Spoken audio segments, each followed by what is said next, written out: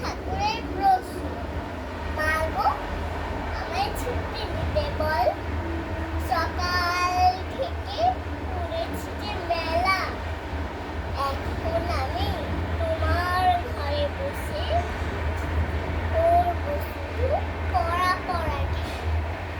তুমি বলছো দুপুর এখন সবে, না হয় কেন সত্যি হলো তাই। একদিনও কি দুপুর বেলা হলে বিকেল হলো মনে করতে নাই। আমি তো বেশ ভাবতে পারি মনি, সূর্য ডুবে গেছে মাঠের শেষে, বাউন্ডি বুড়ি চুপড়ি ভরে নিয়ে শাক তুলেছে পুকুর ধারে সে। আধার হলো মাধার গাছে তলা, কালি হয়ে এলো দিঘির জল, হাটের থেকে সবাই এলো ফিরে, মাঠের থেকে এলো চাষির দল।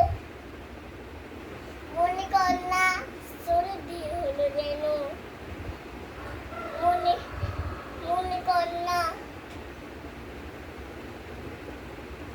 উঠলো সাথে তারা রাতের বেলা।